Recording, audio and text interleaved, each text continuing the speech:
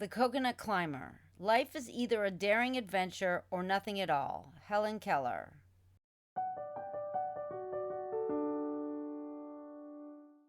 December 2015. I was pleasantly surprised to discover that New Zealand's educational system was quite affordable for international students. It was much less expensive than any of the English-speaking institutions in Panama City.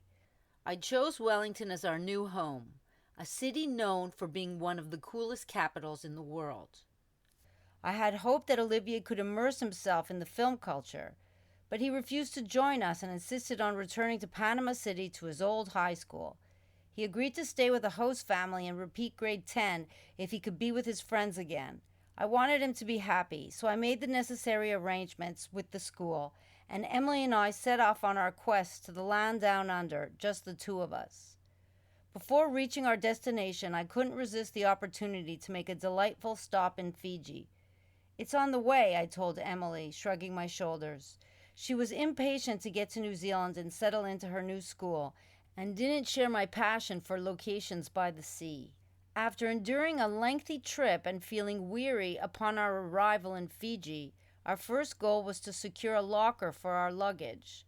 Despite our impatience to reach the hotel, the sheer volume of our belongings made it impractical to transport everything comfortably on the bus to the beach. Once again, in the process of relocating our lives, I found myself dealing with an excess of baggage. We navigated a flight of stairs and a narrow hallway with all our bags to the storage locker. I retrieved the stack of beach-appropriate clothes that I had prepared in advance and went in search of the bus that would transport us down the island to the pristine beaches. Initially, I had arranged for our stay in Nadi, the capital of Fiji, due to its proximity to the airport. However, desiring a more tropical beach experience, free from the constant overhead presence of planes, I made a spontaneous decision, canceled our reservation, and rebooked a resort a few hours' drive down the island. The bus took us on a winding road with breathtaking scenes of lush tropical forests on one side and mesmerizing turquoise sea views on the other. The bus was hot without air conditioning, and I appreciated how the warm air from the open windows caressed the sweat on my skin and cooled my neck and face. An hour into the ride, the driver made a delightful pit stop at a coconut stand. This gave me a chance to engage in fun banter with the locals, one of my favorite things to do. Emilie, who was used to my talkative nature, stood by my side listening closely. I watched how they skillfully opened the coconuts with long, sharp knives rather than the machetes commonly used in Latin America. "Look how she opens that coconut with just a knife," I pointed out to Emilie, very impressed. After 3 hours on the bus, we arrived at the resort and settled into our charming beach bungalow. My excitement reached its peak. The allure of the coastal paradise was calling me. "Emilie, I'll be waiting for you on the beach. Take your time, but don't keep me waiting too long. We can go for a walk to look for something to eat," I said.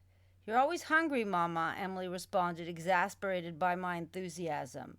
Emilie needed more rest time than I did, but not long after, she rallied and came to join me on the beach. She found me enthralled, watching a man skillfully perched high up in a coconut tree, earning him the title by the locals of the Coconut Climber. "Look at this guy, Emilie," I said, pointing up enthusiastically. Given the considerable height of the coconut trees in Fiji, this profession held great importance for the safety of the locals. I imagined the potential hazard of a coconut falling on my head, and I couldn't help but appreciate the significance of this unique and vital occupation. "They don't have this profession on Roatan," I said to Emilie. She didn't seem as fervent as I was, which was nothing unusual for us. There I was, thinking about generations of skills passed on to be able to climb that high with no apparent fear, and for Emilie, it was just a guy in a tree.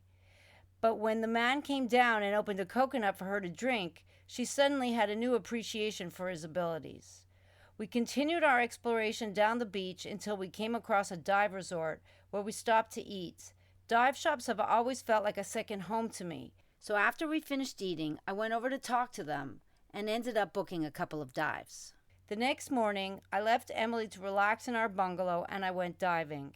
After a hiatus of almost a decade, I quickly observed the unfortunate impact of climate change on the reefs.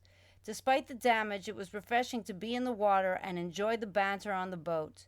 Given my passion and experience, it was no surprise when they extended an offer for me to work there and teach dive courses. When I got back to the bungalow, I turned to Emilie excitedly and cajoled her. "Come on, Emilie, we can eat coconuts every day," I said, envisioning a lifestyle that combined my love for diving with the tropical charm of drinking coconuts. "No, Mama, I want to go to school in Wellington. We're not staying here. Go enjoy the ocean because after tomorrow we're leaving," Emilie declared. Emilie had no great love of the ocean like I did, and she was looking forward to starting 8th grade in a new school. She had meticulously planned her schedule, which included art, music, cooking, hospitality, barista, and fashion classes. While I couldn't help but ponder the absence of math and English, I refrained from intervening, realizing it wouldn't have made a difference if I tried. 4 days in paradise under the coconut trees seemed to pass too quickly, and it soon was time to pack our bags once more and gear up for the final stretch of our lengthy trek to New Zealand. I reserved the taxi for 3:30 a.m. to catch our early morning flight. While we waited in the lobby in the dark of night, the minutes ticked away, and I started to have a bad feeling. "Where's the taxi?" I began to wonder anxiously. It is already 10 minutes late. Amidst the solitude, with only the guard in sight, my unease heightened as 10 minutes turned into an eternity. In desperation, I had the guard call a friend who agreed to come get us. I felt relief wash over me as we hopped into the car, only for our good luck to disappear when the car broke down with a flat tire 20 minutes later. Now bordering on hysteria, I exited the vehicle and positioned myself in the middle of the dark road, ready to flag down any passing car. Emilie stood by, observing my frantic efforts, her expression unreadable. At that moment, it became clear to me that I wasn't setting a good example for my 13-year-old daughter on how to calmly handle a difficult situation. I stopped a minivan filled with tourists en route to the airport. Engaging in some quick bargaining, we secured a deal, and with our bags in tow, we piled into the vehicle. Meanwhile, the guard's friend emerged from under his car and hurried over to the van requesting payment. I offered him half of what we had agreed upon, swiftly handing him the money and sliding the door of the van shut before he could voice any protests. With a nonchalant shrug of his shoulders, he returned to changing the tire. "I'm at my wits' end. I just need to get to the airport," I said to the driver with a sigh. "Don't worry, ma'am," he reassured me in an Indian accent. "The planes leave late on Sunday mornings because the pilots are having breakfast with their families." "Fiji Airways is an international airline," I pointed out. "We flew from California a few days ago. This is not a local island jumper." Feeling the onset of hyperventilation, I recognized the need to calm down before I broke down. I sat back into my seat and focused on my breathing. As we reached the airport, the day was starting to break. The bustling crowd heightened my discomfort. I began to entertain the thought that maybe the taxi driver was right about pilots enjoying breakfasts while chaos ensued at the airport.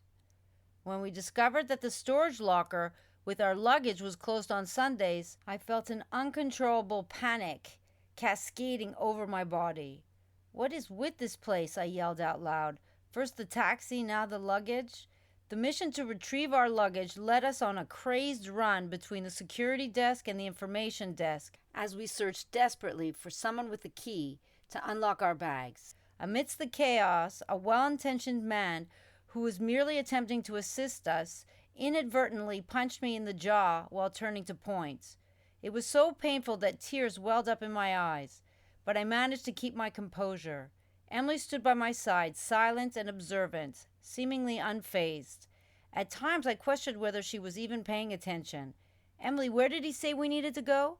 My question was met with a blank stare that communicated, "Mama, just figure it out already and let's go."